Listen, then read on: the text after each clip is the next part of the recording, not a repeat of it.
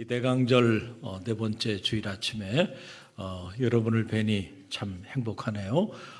오늘 주님 품에 여러분 잘 나오셨습니다.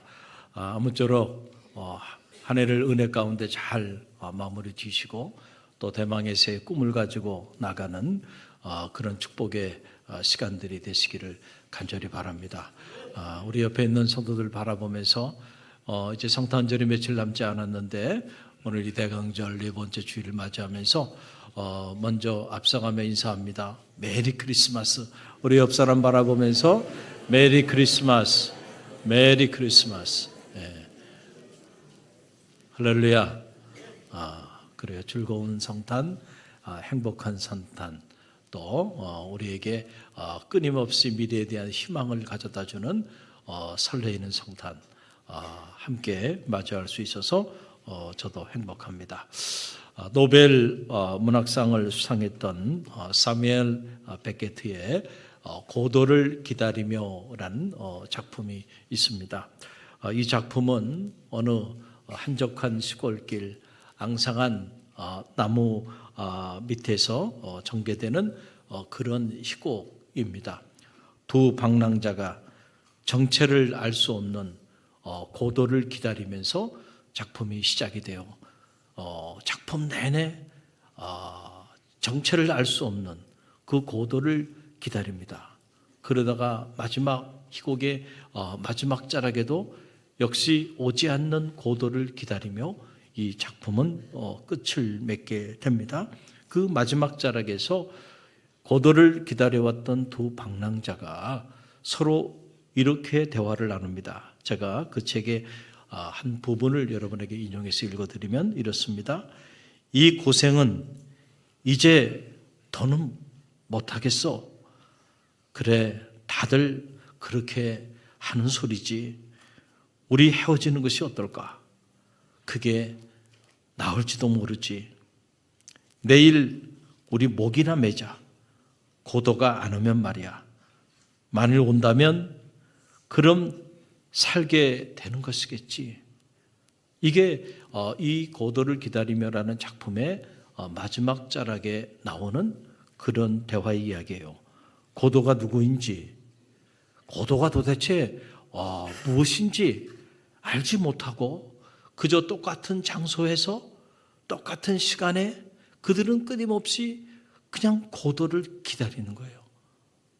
이 작품을 통해서 이 세뮤엘 베케트가 우리에게 던져주는 메시지, 바로 현대를 살아가는 현대인들의 삶을 그리고 있는 그런 작품입니다. 다람쥐 쳇바퀴 돌듯이 그저 계속 반복되는 일상 속에서 그러나 뭔가 의미를 찾고자 알 수 없는 고도를 기다리면서 살아가는 거예요. 무엇을 기다리는지도 모른 채. 그리고 그 기다림의 실체인 고도가 정말로 온다는 보장도 없는 상황에서 그냥 그렇게 똑같은 일상의 삶을 살아내면서 그냥 막연히 고도를 기다리며 현대인들은 그렇게 살아가고 있다라고 하는 거예요. 인생의 허무함과 그 비극적인 현실을 이 짧은 작품을 통해서 여지없이 그려주고 있는 것이죠. 대강절 네 번째 우리가 주일을 맞이하고 있는데 주님이 우리에게 주시는 생명의 메시지, 기다림이 사랑입니다. 한번 따라해 보세요. 기다림이 사랑입니다. 기다림이 사랑입니다. 여러분 기억하세요. 오늘 우리의 기다림은요, 결코 오지 않는 고도를 기다리는 허무하고 공허한 기다림이 아닙니다. 선명한 실체가 있는 기다림입니다. 우리의 기다림은 여러분 분명한 우리의 삶의 희망과 새로운 생명의 미래를 우리 가운데 허락해 주는 기다림임을 여러분 꼭 믿으시기를 간절히 바랍니다. 예수님 오시기 700년 전에 하나님은 이 이사야 선지자를 통해서 오늘 그 기다림이 갖는 의미를 우리 가운데 잘 소개해 주고 있습니다. 오늘 본문의 말씀이 바로 그 말씀이죠. 이사야 30장 18절 한 절의 말씀인데요. 저와 여러분이 함께 읽어봅니다. 그러나 여호와께서 기다리시나니 이는 너희에게 은혜를 베풀려 하시며 그러므로 일어나시리니 이는 너희를 긍휼히 여기려 하심이라. 대저 여호와는 공의의 하나님이시라. 무릇 그를 기다리는 자는 복이 있도다. 아멘.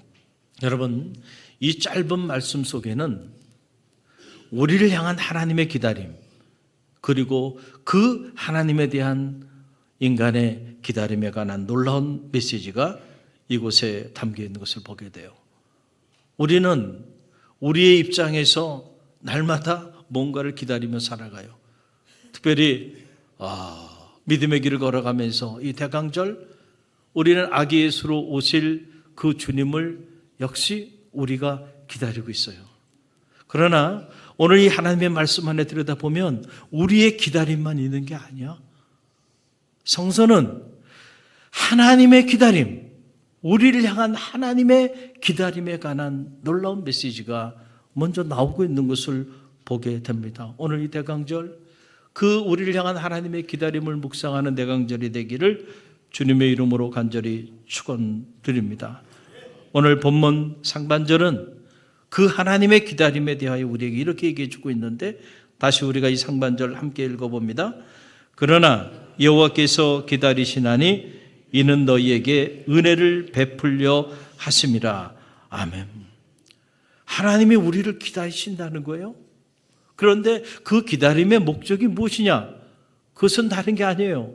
우리를 통해서 뭔가를 얻기 위해서 기다리신다는 얘기가 아니고, 우리에게 은혜를 베풀어 주시기 위해서 하나님은 우리를 기다려 주신다라고 하는 이런 놀라운 메시지입니다. 사도 베드로는 베드로후서 3장 9절에서 이 사실을 이렇게 소개해 주고 있습니다. 우리 함께 읽어봅니다. 주님은 어떤 사람들이 생각하듯이 약속을 더디게 이루시는 분이 아닙니다. 오히려 여러분을 위하여 참고 기다리고 계십니다. 아무도 멸망하지 않고 모두가 회개에 이르기를 바라시기 때문입니다. 아멘. 왜 참고 기다려 주시는가? 주님께서 우리를 참고 기다려 주시는 이유가 있다는 거예요. 그것은 다른 것이 아니에요. 아무도 멸망당하지 않고 구원함을 받게 하기 위하여 기다려 주신다는 거예요. 참아 주신다는 거예요. 언젠가 변화될 것이라고 하는 그 expectation, 그 기대를 가지시고 끝까지 참고 기다려주고 계시다라고 하는 이런 놀라운 말씀입니다. 저는 우리를 향한 이 기다림이 사랑이라고 생각합니다. 사랑이 없으면요, 우리가 참고 기다려주지 못해. 누가 조금만 부족한 모습을 보여도요, 금방 우리는 화를 내고요, 누가 조금만 어려움을 가져다 온다 해더라도요, 그것이 회복할 수 있는 그런 좀 시간을, 넉넉한 마음을 가지고 참고 기다려주면 좋을 텐데 그렇지 못해요. 현대인들은 속도와의 전쟁 속에 살아가요. 그러다 보니까 그냥 빨리빨리 뭐든지 빨리빨리 이루어지길 바라요. 빨리빨리 이루어지지 않으면 가차없이 비판하고 가차없이 정죄하고 가차없이 화를 냅니다. 그러나 여러분 가만히 생각해 보세요. 우리가 누군가를 정말로 진심으로 사랑하면요, 여러분 기다려줄 줄 알아요. 참고 기다립니다. 회복될 때까지, 변화될 때까지, 다시 일어설 때까지 참고 기다려준다는 거예요. 지난 주간에 뉴욕에서 직장 생활하고 있는 제 큰딸이 결혼할 신랑과 함께 이렇게 귀국했어요. 이유는 다른 게 아니고 이제 내년 5월에 미국에서 결혼을 하게 되는데 우리 교우들에게도 인사를 해야 하겠고, 또 한국에 지금 살고 있는 양가 어르신들에게도 인사를 해야겠길래 짧은 시간 이렇게 귀국해서 인사를 하고 그리고 갔죠. 저희 어머님이 세상을 떠난 지 오래됐고, 저희 아버님이 여동생과 함께 이렇게 살고 있는데, 그래서 지난주에 저 양주 덕정역에서 11시에 우리가 같이 만나기로 하고 아버님에게 인사를 하기로 스케줄을 이렇게 다 잡았어요. 그래서 제가 이제 덕정역에 애들이 이제 도착하면 이렇게 데리러 가려고 하는데 전화가 오더라고요. 애들이 이제 도착했나 보다 했더니 하는 말이 아빠 지금 우리 인천으로 가고 있어 그러더라고요. 그게 도대체 이게 무슨 얘기인가 했더니 시내에서 오는데 1호선을 탔는데 그만 반대 방향 전철을 탄 거예요. 그래서 용산을 지나더래요. 그러면서 이게 인천으로 가고 있더라는 거야. 그래서 이게 아닌가 싶어가지고 그제서야 정신을 차리고요. 그리고 다음 역에서 내려서 다시 반대 방향 양주 쪽으로 가는 의정부 쪽으로 가는 전철을 탔다는 거예요. 그런데요, 용산에 딱 오니까 방송이 나오는데 모두 내리래요. 그러니까 아마 용산까지 가는 또 그 전철을 탄 것 같아요. 그래가지고 이제 내린 거예요. 그러고 나니까 그때부터는 이제 멘붕이 온 겁니다. 이러다가는 약속 시간이 문제가 아니고 오늘 중으로 못 가겠구나. 그래서 거기서 용산에서 택시를 탄 거예요. 택시를. 그래가지고는 그 양주까지 왔는데 11시에 약속을 하고 가족들도 다 11시에 약속을 하고 있는데 도착했는데 12시가 넘었어요. 그러니까 1시간 이상을 가족들이 기다리는데요. 놀라운 건 뭐냐면은 누구 한 사람 화를 내거나 짜증을 내는 사람이 없었다는 거예요. 안타까운 마음으로 어떻게 안전하게 잘 와야 되는데 우리 사위될 그 친구는 초등학교 때 미국에 부모님과 함께 이렇게 이민을 가가지고 한국에 지금 2번째 오는 거예요. 그러니까 우리 딸이 잘 가이드를 했어야 되는데 우리 딸이 그만 깜빡한 거예요. 그래서 원숭이도 나무에서 떨어진 날이 있다고 긴장을 하지 않았는지 그냥 깜빡한 순간에 반대편에 그걸 탄 거예요. 그러니까 1시간이 넘어가는데도요, 그냥 가족들이 다 저를 비롯해가지고 잘 와야 되는데, 안전하게 와야 되는데 이런 마음이지요. 무슨 불편한 마음을 품은 사람이 없더라고. 왜 그랬을까요? 사랑하니까. 정말로 사랑하는 가족이니까. 실수해도 용납해. 그리고 늦게 와도 참아줘. 화내면서 참아주는 게 아니에요. 그렇죠? 근데 그렇지 않고 다른 사람이 말이야 약속을 잡았는데 어렵게 한 10분 정도 늦어지면요 벌써 얼굴이 우락부락하게 바뀌고요. 30분 글쎄요. 여러분 30분까지 기다려줍니까? 그냥 화를 내고요. 그리고 자리를 박차고 일어나지 않겠는가. 중요한 거는요, 사랑하면요 끝까지 기다려줘. 올 때까지 기다려줘. 회복될 때까지 기다려줘. 정말로 사랑하면 그 실수도 나무라지 않아요. 오히려 안타까운 마음으로 품어주게 돼 있다는 거예요. 여러분, 예수님이 그 누가복음 15장에서 돌아온 탕자의 비유를 통해서 우리를 향한 아버지의 사랑, 그 사랑을 우리 가운데 너무 잘 표현해 주지 않았나요? 어느 날 아버지의 가슴에 비수를 꽂고 말이죠. 아버님 살아계신데 내 유산 달라고 말이죠. 이런 배은망덕한 아들이 어디 있어요? 그리고는 자기의 분깃을 가지고 뒤도 보지 않고요, 아버지 품을 떠난 아들. 그런데 아버지는요, 그 아들을요 한순간도 잊은 적이 없어. 언제나 이 아들이 돌아올 그날만을 손꼽아 기다리면서 매일같이 그 아들이 떠난 그것을 바라보면서 언젠간 아들이 돌아오리라, 그 기대를 가지고요 아버지는 기다리고 또 기다립니다. 여러분, 자식은 부모를 버려도요 부모는 자식을 못 버립니다. 자식은 부모가 마음에 안 들면요, 그리고 자기에게 부담이 되면 부모도 갖다 버려요. 부모도 포기합니다. 그러나 여러분, 부모는 자식을 포기하지 않아. 포기할 수 없어요. 지난 금요 성령 집회 때 저 일산 아름다운 교회 신모하는 장혜진 목사님이 오셔서 말씀을 전해 주셨어요. 제가 이 말씀을 이렇게 듣는 중에 그 어머니 이야기를 하는데 제 마음에 참 감동이 되더라고요. 이 장혜진 목사님의 어머니 일찍이 홀로 되셨어요. 그리고 자식들을 키웠는데 아들인 자기를 위해서 날마다 새벽 기도 전부터 항상 아들을 위해서 어머니가 그렇게 매일같이 기도하셨다는 거예요. 그런데 그 어머니가 안타깝게도 어느 날 알츠하이머에 걸리셨어요. 그래가지고 할 수 없이 요양병원에 이렇게 입원을 시켜드렸다는 거예요. 그리고는 이 장혜진 목사님이 이렇게 질문을 던지는 거예요. 제가 그 어머니 일주일에 한 번씩 찾아뵀을까요? 일주일에 한 번도 찾아뵙지 못했대요.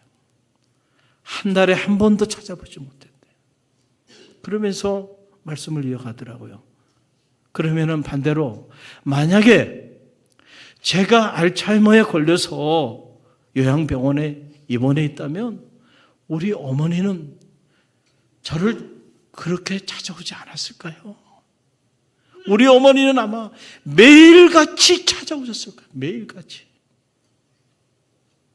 여러분, 이게 자식을 향한 부모의 사랑이에요. 할렐루야. 오늘 탕자의 이야기를 통해서도 우리는 깨닫게 되잖아요. 이렇게 가슴에 비수를 꽂고 그리고 아버지 품 떠나서 자기 혼자 잘 먹고 잘 살겠다고 그렇게 품을 떠난 아들 아닙니까? 그런데 여러분, 아버지 품을 떠난 그 인생이 행복하면 좋지만 결국 그 인생은요, 세상이 그렇게 만만하지 않아요. 향락의 유혹에 빠져, 세상의 유혹에 빠져가지고요. 그리고 이 사람 저 사람에게 이용당하다가 가지고 나간 재산 다 탕진하고 거렁뱅이가 돼가지고 돼지가 먹는 돼지 쥐염예배를 먹는 그런 끔찍한 삶의 밑자락까지 던져지게 되는, 그때야 깨닫습니다. 그때야 아버지의 품을 생각해요. 차라리 내가 아버지의 품에 종으로라도 좋으니까 그렇게 살아도 이렇게 끔찍하게 살지는 않지 않겠는가. 내가 아버지의 품에 종으로 살더라도 나는 그리로 가고 싶다. 그래서 권황뱅이가 된 이 탕자가 아버지께 돌아오는 이야기 아닙니까? 그런데 성경을 자세히 보니까는 저 멀리 아직 그 거리가 너무너무 멀어가지고 사람이 누군지 알 수도 없는 저 먼 곳에서 웬 거렁뱅이 하나가 이렇게 오는데 아버지는요, 그 모습을 보자마자 저게 집 나간 내 아들인 줄 알고요. 갈 때 모습과 올 때 모습은 여러분 그 몰골이 말이 아니었을 거 아니에요? 사람들은 못 알아봐도요, 아버지는 알아보는 거야. 부모는 자기 자식을 알아봐. 거렁뱅이가 돼도 알아본다니까요. 그러고는 달려가서 부둥켜 안고 눈물을 흘리며 그를 환대하고 옷을 입혀주고 그리고 가락지를 끼워주고 잔치를 베푸는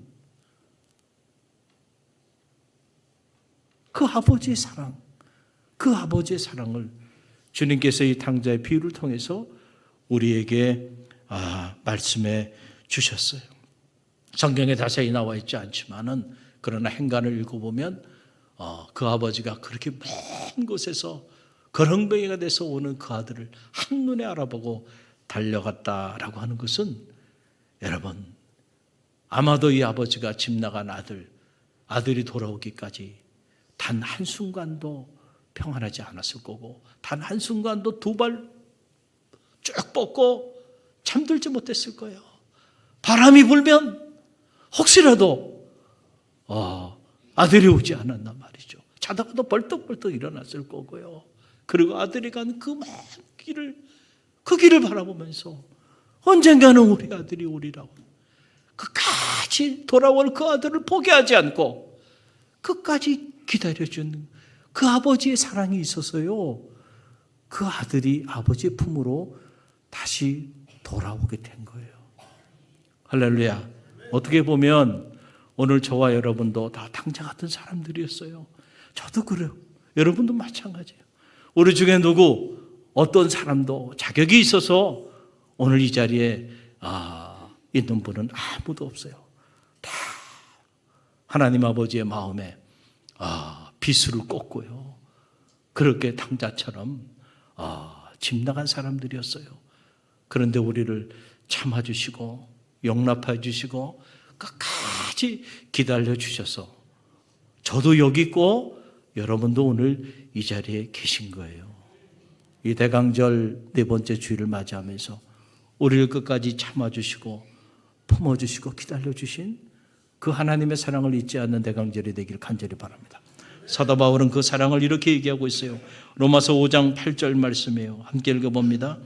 우리가 아직 죄인 되었을 때에 그리스도께서 우리를 위하여 죽으심으로 하나님께서 우리에 대한 자기의 사랑을 확증하셨느니라. 아멘.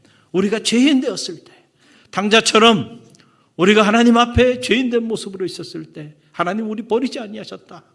하나님 우리를 유기하지 아니하시고 우리를 품어주셔서 우리가 죄인 되었던 그때에 자기의 사랑을 우리에게 확증하기 위하여 자기 아들 독생자를 우리 가운데 내어주시기까지, 그리고 그 아들이 십자가에 달려 물과 피를 다 흘리며 그 고난의 길을 걸어가는 것을 용인하기까지 하나님은 우리를 사랑하시고 품어주시고 기다려주셨다는 거예요. 할렐루야. 사도 요한은 요한일서 4장 9절로 10절에서 그 사랑을 이렇게 고백합니다. 함께 읽어봅니다. 하나님의 사랑이 우리에게 이렇게 나타난 바 되었으니 하나님이 자기 독생자를 세상에 보내심은 그로 말미암아 우리를 살리려 하심이라. 사랑은 여기 있으니 우리가 하나님을 사랑한 것이 아니요 하나님이 우리를 사랑하사 우리 죄를 속하기 위하여 화목제물로 그 아들을 보내셨습니다. 아멘. 오늘 이 대강절을 맞이하면서 우리의 기다림은 결코 의미 없는 공허한 기다림이 아닙니다. 분명한 실체가 있는 기다림입니다. 오늘 우리의 기다림의 본질은 사랑에 있어요. 죄인 가운데 죄된 모습으로 살아갔고 당자된 모습으로 살아갔던 그런 우리를 그럼에도 불구하고 끝까지 품어주시고 기다려주시고 그리고 세워주시고 위로하시고 격려해 주시는 그 하나님의 사랑이 오늘 이 대강절 우리의 기다림의 본질임을 믿으시기를 바랍니다. 이 대강절을 맞이하면서 저는 그 사랑 잊지 않고 감사하는 절기가 되길 바라고요.